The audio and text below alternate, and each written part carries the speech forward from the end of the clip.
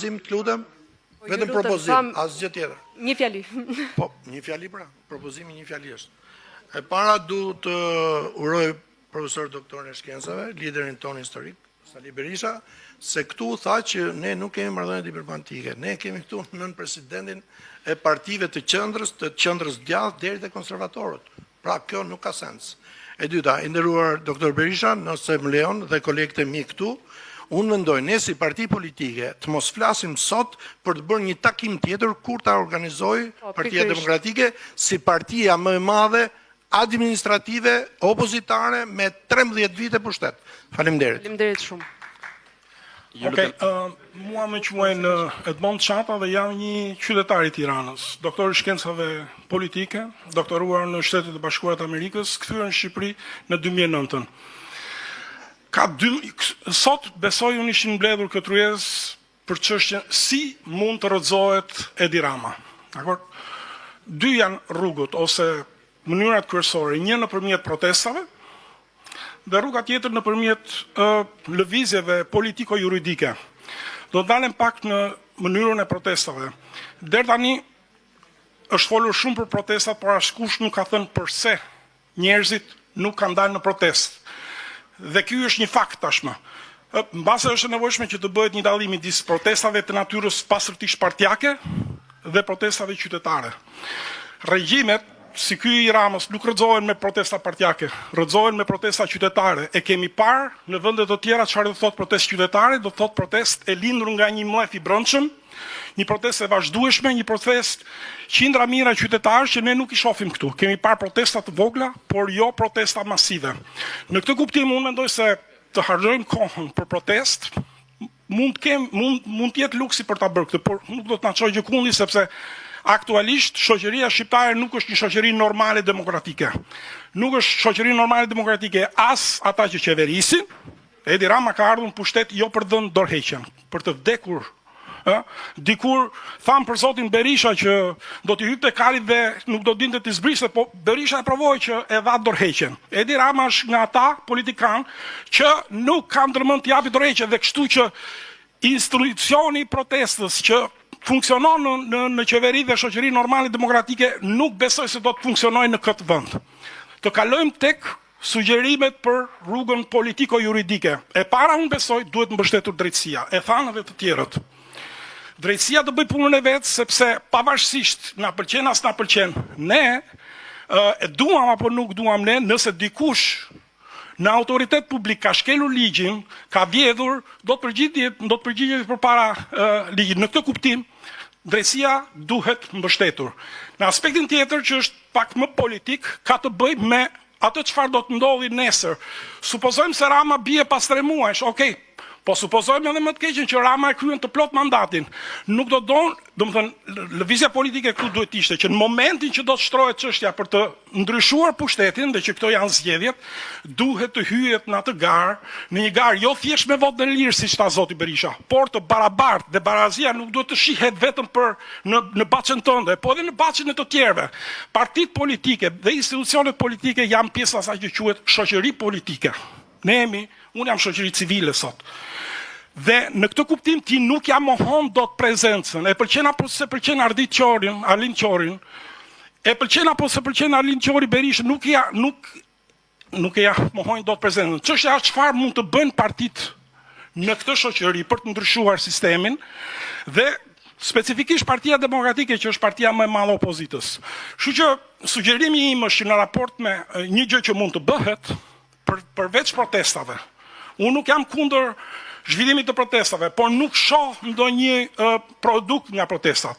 Në rrugën politike duhet ulen partitë për të ndryshuar rregullat e lojës.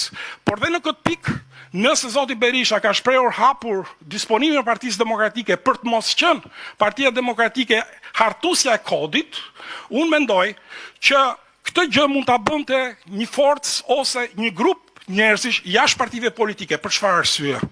Janë shumë arsye.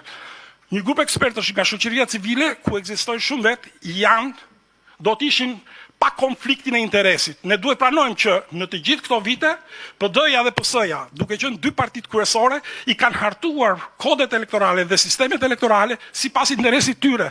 Duke çfarë shkaktuar që ju partitë e vogla asnjëherë s'keni dalë në sheshin e Mejdanit, po keni shfrytzuar hapësirat e kodit dhe jeni bërë një me dhe asnjëherë s'e keni provuar veten tuaj.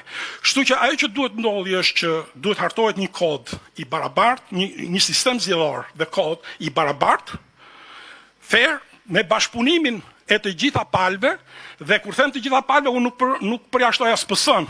Në rast se PS-ja nuk do donte shumë mirë, do të krijohej një front anti-PS, por që kredibiliteti i këtij projekti të ri do të vinte nga njerëz, nga shoqëria civile që janë provuar në kredencialet e tyre profesionale, janë të provuar në deklarimet e tyre jo partijake, por për hir të së vërtetës dhe për hir të së drejtës, janë provuar që nuk janë marioneta të askujt dhe janë provuar që janë njerëz vërtet që mund të bëjnë atë që duhet bëjnë intelektuali në Shqipëri.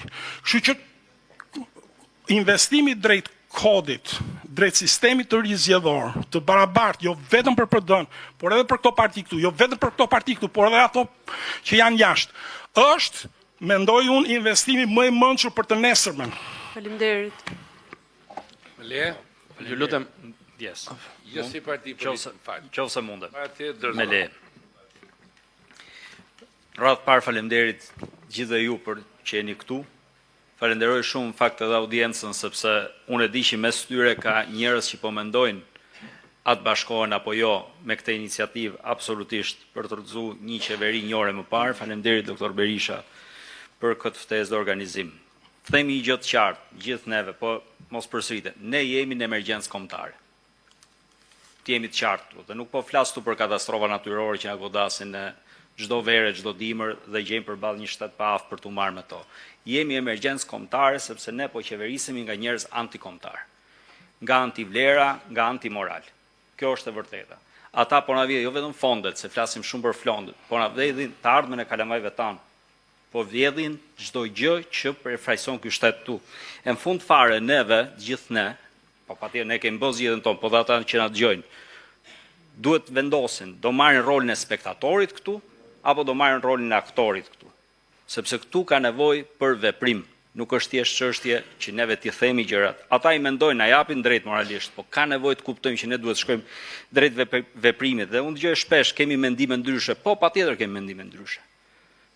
A mund t'i vëjmë një platformë përbashkët? Edhe këtë mund ta bëjmë patjetër. Po pyetja parë është me të vërtetë sa ndryshe janë këto mendimet. Pra, neve si qëndrojmë kundër shpopullimit? Neve si qëndrojmë kundër korrupsionit moral dhe financiar? Neve si qëndrojmë kundër narkotrafikut? Po për familjen, si qëndrojmë neve? Se ne qëndrojmë për familjen, ne qëndrojmë për lirinë, ne qëndrojmë për besimin, ne qëndrojmë për pronën, ne qëndrojmë për kombin, ne qëndrojmë për një orientim perëndimor të Shqipërisë, apo jo? Po si qëndrojmë? Do të qëndrojmë çdo prag, nga pragu derës, ku e kemi ne detyrë të shkojmë dhe t'ia shpjegojmë dhe të flasim me njerëzit, deri tek pragu institucioneve, ku duhet të çojmë revoltën e tyre. Kalon përmes rrugës dhe bulevardit kjo, po patjetër kalon përmes rrugës dhe bulevardit. Po duhet kalojmë në mënyrë të fortë, në mënyrë të qëndrueshme, në mënyrë të përshkallëzuar, se nuk hidhet kjo qeveri me fjalë. As nga sallat e konferencave nuk hidhet. Hidhet nga atje jashtë, duke vepruar, duke folur me njerëz së bashku me ty, duke shkuar atje për t'i treguar atyre vendin që meritojnë. Një vend antikombëtar, një person që është antikombëtar nuk e meriton vendin e tij mes të kombit. E jo më mbi këtë komb, nuk ka se si tjetë. Ky është mendimi im. Unë mendoj që kjo është një frym e përbashkët në këtë drejtim dhe ju kërkoj ndjes që u mora kohë. Faleminderit. Faleminderit. Shkurt ju lutem, pastaj merr fjalën zoti Berisha. Quhem Hasanezaj, nëntoktar e Partisë Kristian-Demokrate, do drejtohem si qytetar, dhe ne nga qytetarë jemi, pastaj kemi këto postet e tjera. I drejtohem doktor Berishës, a do ta ketë tagin Partia Demokratike me deputetet e vet, me dalë që sot është vonë, me pas dalë për para. Dhe për të rritë besueshmërinë, duhet me dalë deputetet në frontin e parë. Se ka shumë njerëz, unë këte kam private nga ona ime, ka shumë njerëz që në kohën kur bllokonin rrugë e ura, që janë edhe një pjesë që mund ketë ngel mrena. Tani, ai edhe hallëxhi është, edhe pa punë është, edhe po shkojë mrena, bjen besueshmëria. E dyta, Përdisa një ditë, sepse tani kemi edhe ne shohim televizorin, deshet me rëzu qeverin me azon karriget. 6 deputet PD-s, ke Ministria Arsimit, 5 ke Ministria e Kulturës, 2 ke atje, blokoj ministrat më shkojnë për zyre. Edhe mas pare mon këtu, afer, mos me lanë kër ministrin me hynë zyre. A e mund të justifikoj, mund dali gjasme në takimi a shtetit, njëne, blokojnë ministrit.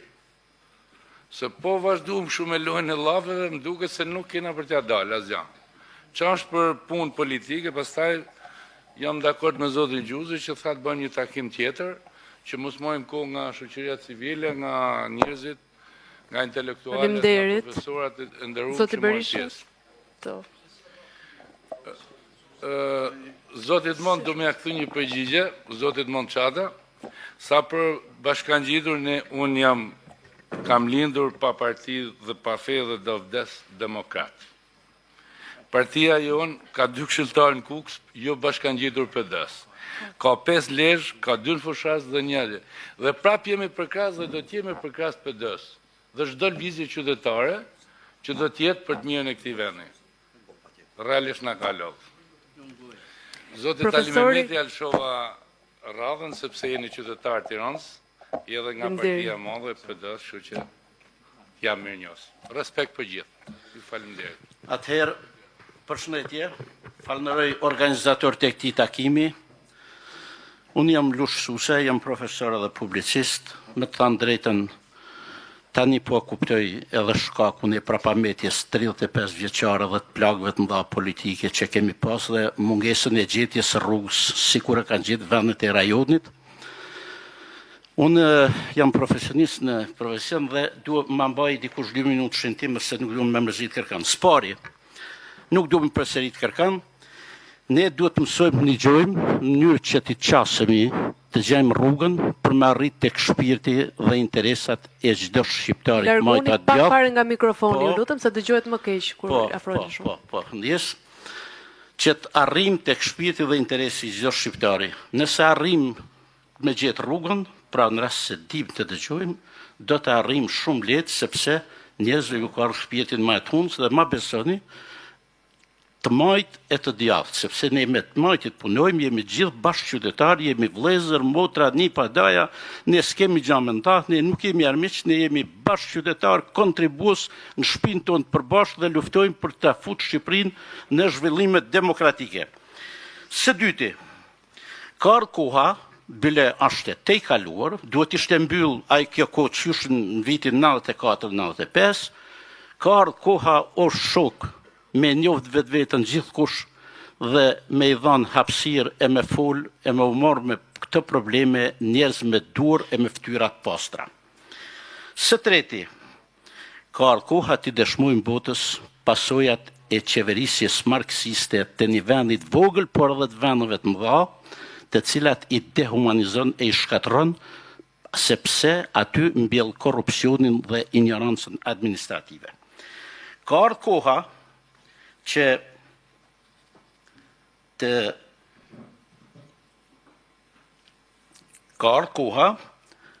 të lavdërojmë Zotin dhe Shtetet e Bashkuara të Amerikës, Shtetet Demokratike dhe popujt e Bashkimit Evropian dhe çdo shqiptar që po qëndron në këto kushte në ujë, hangër pa hangër me fëmijët e tij, kur me gjithçka të gjithë jemi poshtë një çatie dhe ta lavdrojmë këtë punë dhe të lutëm që të funksionojë drejtësia dhe të tregohemi mirënjohës e bashkëpunues me partnerët strategjik. Rroft Shqipëria, rroft çdo shqiptar. Faleminderit. Zoti Tepelena shkurt po.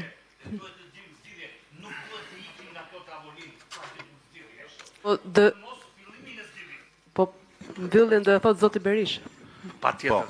Ai e ka unë pastaj 1 minutë në fjalë. Do të propozoja një zgjidhje.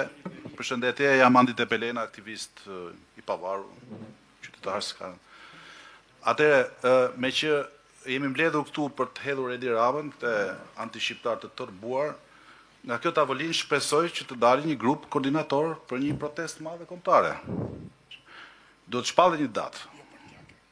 Mbi gjithë ajo partijake, unë mendoj që 17 janari mund të jetë një ditë simbolike e zakonshme, është dita e vdekjes së Gjergj Skënderbeut, por ama dha një mesazh shumë të madh se po ato pra po të bëjmë bashk, nuk ka zot që mund t'i çaj. Kjo është një ditë e madhe e bashkimit. Dhe një ditë tjetër mund të jetë data 22 janar ku gjykata kushtetuese do mbledhet, do marrë në shqyrtim pezullimin e Belina Ballukut. Jo për të bërë presion natyrisht gjykatës kushtetuese apo drejtësisë, por qytetarë mund marrin pjesë në protestën tek kryeministria. Këto janë dy data që unë propozoj dhe shpresoj të jenë nga ato protesta që nuk ka nevojë për ledwolle, për skenografi, për shpenzime që mund të shkojnë shumë mirë për të mbështetur të përmbyturit në Durrës e tjerë. Të një protestë qytetare dhe ka një flamurin kombëtar. Patjetër që gjithë mendojmë, urojmë që të ketë mbas rënies së Edi Ramës, unë jam i bindur që ai do bie shumë shpejt, një qeveri, tu flitet gjithmonë qeveri speciale, tranzitore, teknike, po e quaj qeveri speciale, e cila do të marrë për bazë përgatitjen e zgjedhjeve të lira, heqjen e gjithë kufizimeve për një garë të barabartë dhe të ndeshme. Dhe këtu ne si qytetar, shoqëri civile, ekspert, jemi të gatshëm të japim kontributin ton edhe pranë opozitës, pranë Partisë Demokratike me mendimet, me sugjerimet tona dhe shpresoj që Partia Demokratike t'i bëj publike çfarë mendon për kodin zgjedhor. Dhe së dyti, kjo qeveri speciale do të ketë një mandat shumë të qartë, të gjitha ligjet koncesionet, kontratat, koncesionet, PPP-t antiligjore do të skanohen dhe t'i çohen drejtësisë. Këto janë sugjerimet e mia pa humbur kohë dhe uroj që nga kjo tavolinë dali vërtet një produkt konkret dhe të shpallet një datë kombëtare, protestë kombëtare ku të marrin pjesë gjithë shqiptarët, përfshirë dhe të majtë dhe votuesit e majtë. Nuk do të përshtohet askënd nga kjo protestë. Faleminderit. Do të vetëm dy sugjerime. Para njëherë u mlodhëm për të qenë së bashku dhe të jemi së bashku, duhet patjetër ta institucionalizojmë këtë marrëdhënie të sotme. Dhe siç e tha zoti Tepelena, duhet një grup koordinator për të krijuar një format të veprimit përbashkët për planin qytetar opozitar. Kjo është e rëndësishme dhe ndoshta zoti Berisha mund ta përcaktojë më qartë se si duhet ndërtuar. E dyta është padyshim protesta, sepse prandaj jemi mbledhur që të ngrem veten tonë dhe shoqërinë shqiptare kundër kësaj qeverie. Por dhe protesta ka nevojë pasaj për elementë cilët u hodhën këtu në ide, në mënyrë të veçantë, nëse flasim për një qeverisje teknike, është e rëndësishme të përcaktojmë se çfarë kuptojmë me këtë qeveri teknike, çfarë kërkojmë të realizojmë me këtë qeveri teknike, duke filluar nga zgjedhjet e lira dhe të ndershme. Dhe për t'i dhënë besimin dhe mirëkuptimin partive politike, por dhe shoqërisë në kontribut që mund t'jap, doktor mendoj që duhet ndërtuar një grup pune ekspertësh, për sa i përket reformës zgjedhore, e cila i parashtron pastaj si grup ekspertësh partive politike, do thënë propozimet për reformën zgjedhore. Natyrisht Edi Rama do bëj atë që do. Por ne përballë kësaj duhet ndërtojmë presionin maksimal qytetar opozitar për të mundur që do thënë të jemi të unifikuar për sa i përket asaj që konceptojmë si reformën zgjedhore për të garantuar zgjedhje të lira të ndershme. Tha me drejt zonja Grillo që nuk duhet harruar faktorin ndërkombëtar. Nuk na ka mbështetur pak. Çështja është se kemi treguar ne sa duhet për atë mbështetje që na ka dhënë. Vëmendja ka qenë jashtëzakonshme, i përmendi zoti Berisha 7 rezoluta. Nuk janë letra, janë proces, janë punë, janë marrëdhënie që janë krijuar, mbështetje, sidomos raporti i Odirit për sa i përket zgjedhjeve. Hearing i fundit në dhomën e përfaqësuesve në Komitetin për Europën e tjerë. Pra të gjitha këto gjëra duhet përpiqen të kapitalizohen, por ka nevojë edhe për një element shtesë dhe besoj që do ishte shumë i dobishëm. Një peticion qytetar për sa i përket situatës Shqipëri që t'i adresohet që pjesës europiane të Brukselit dhe vendeve anëtare të Bashkimit Evropian, më tepër sa politike qytetare si thirrje, edhe Kongresit e Shtetet Bashkuara të Amerikës. Në mënyrë që të mos duket si një opozitë e cila vjen dhe qahet për veten e vet, por një shoqëri e cila përcakton qartë se kush janë problemet dhe kush duhet të jenë zgjidhjet. Dhe besoj që këtu ka intelektual të mençur dhe të mirë, të cilët mund të përcaktojnë një qëndrim qytetar që i kërkohet Brukselit dhe Washingtonit apo qendrat e vendimit në Bashkimin Evropian se kush duhet të jetë zgjidhja e këtij vendi, qoftë për qeverisjen teknike, por qoftë edhe për probleme të tjera. Prandaj unë duhet ta mbyll me këtë dhe besoj që ky takim i parë ka një vlerë, ndoshta shprehem atë që kishim brenda nesh, por në radhën tjetër le të jemi çik më racional. Të vim tek ideja se kush duhet të jenë hapat praktik që ne duhet ndjekim, do të thënë duke vendosur jo thjesht politikën plan parë. Unë mendoj që duhet jetë shoqëria në plan të parë dhe politika të mbështesë, do të thënë çdo lëvizje të shoqërisë në një koordinim të përbashkët siç është ky sot. Faleminderit, zoti Berisha. Duke ju falëndëruar shumë përzemërsisht për ndërhyrjet tuaja, mendimet që shpreht, propozimet, sugjerimet e dobishme, shprebinen më të thellë se konsolidimi i këtij forumi si zgjidhje për Shqipërinë, si forum që do punoj për zgjidhje për Shqipërinë, është një rëndësie të jashtëzakonshme për vendin.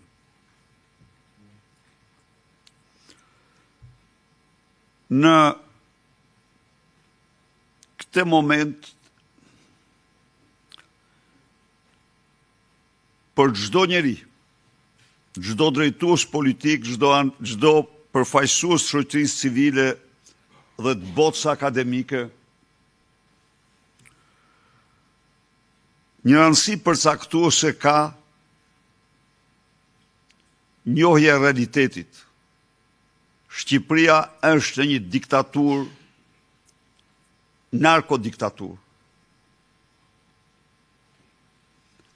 Jashtë njohjes këtij realiteti, veprimet nuk mund të jenë kurrë eficiente. Njohja e kësaj është e domosdoshme dhe mbi këtë bazë përcaktimi veprimeve tona, qëndrimeve tona, strategjisë tonë.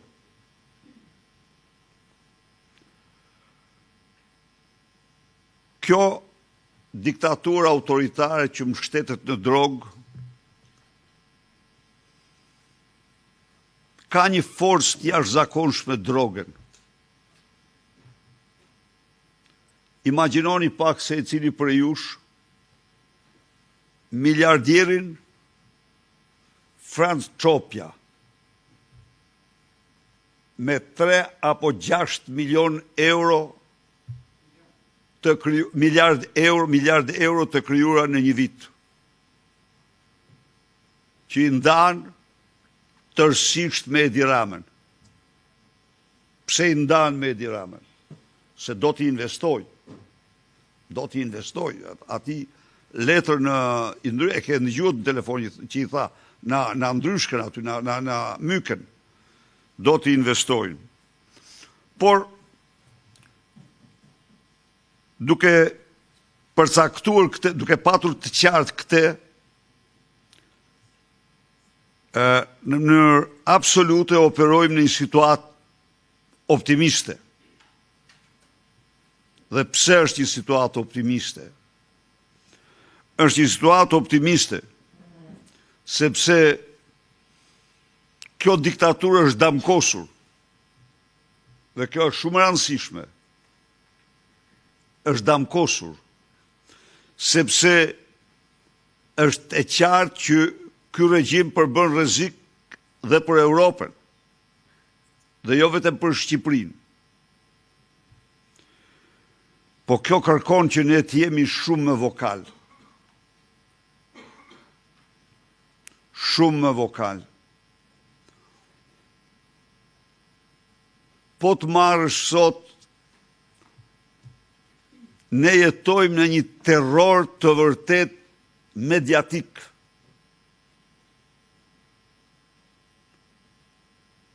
Terrori mediatik qëndron në mashtrimin dhe manipulimin 24 orë mbi 24 orë të hapësirës mediatike nga organet e mediave të shtruara në organet të kontrolluara nga qeveria, të cilat deformojnë gjithçka. Hannah Arendt thot shumë qartë, censura në të keqen e ka jo atë që fshe, por se i bën njerëzit të mos din çfarë të besojnë. Dhe po të ndiqni ju, doktrina e narkoqeverisë është relativizimi i çdo gjëje.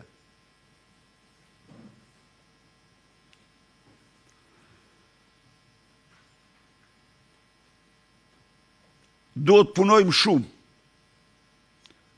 Kam këtu profesor Susaj. Ka dhe tjerë profesor që s'janë këtu. Po për fatin më të keq të këtij vendi, ja u them këtu sot. Bota akademike është një konformizëm të paimagjinueshëm.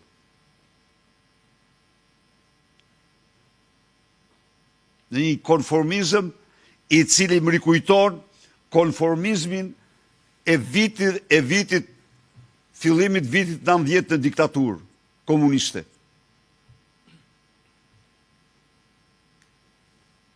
Kjo është e vërtet. Sot, të gjitha mediat e botës, të mëdha të botës, kanë dokumentarë 10 artikuj për narkoshtetin shqiptar. Po mediat e Shqipërisë forbidden. Pse po ndalem te këto? Për të paraqitur realitetin që ne duhet ndryshojmë. Dhe ne nuk do të kemi iluzion e të bëhemi naiv. Diktatura me vot nuk ikën. Jo. Nuk ikin me vot. Ndaj dhe kërkesa jonë për qeveri teknike është kërkes për të bërë gjithçka për zgjidhje paqësore. Për një zgjidhje paqësore. Nuk është se Shqipëria, nuk është se opozita nuk ka njerëz të guximshëm që mund t'i përgjigjen në shumë mënyra kësaj qeverie. Por jo, ne mbetemi forcë demokratike dhe u besojmë parimeve demokratike. Në këtë aspekt, protesta dhe vetëm protesta, pa protest, të harrojmë se mund të realizojmë pa larguar këtë qeveri. 83 mandatet e krimit të saj do t'jenë thika krimi ndaj lirive të çdo shqiptari. Asnjë iluzion nuk duhet kemi, Edi Rama nuk pranon.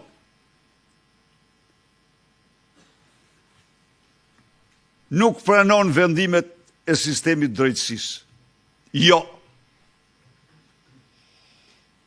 Por ato përsëri janë jashtëzakonisht rëndësishme në sensin që dëshmojnë vërtetësinë e atyre që ka ngritur opozita dhe shoqëria civile në këtë vend.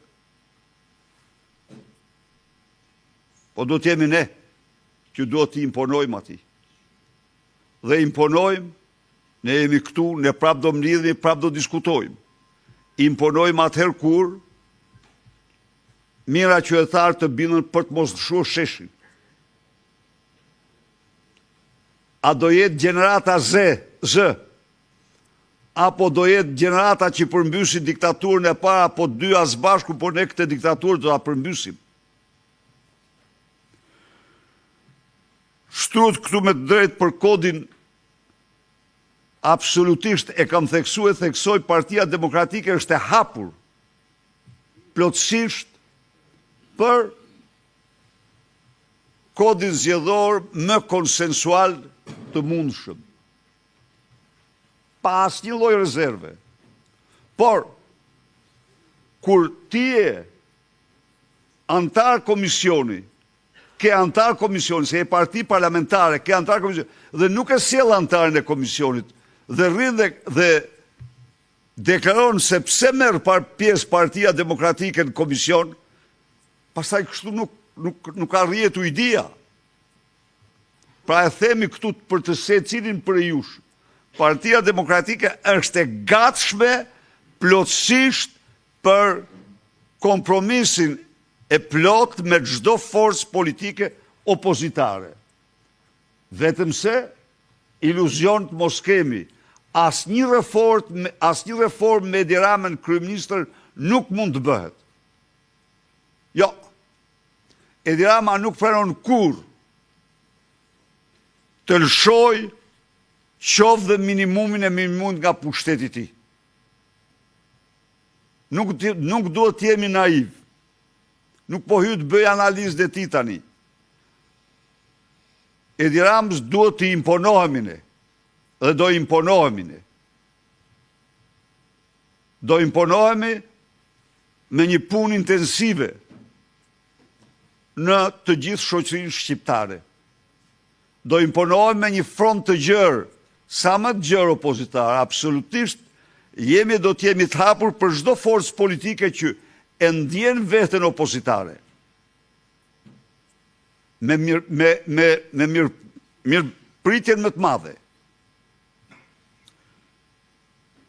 Partia Demokratike e vlerëson shumë krijimin e forumit të përbashkët.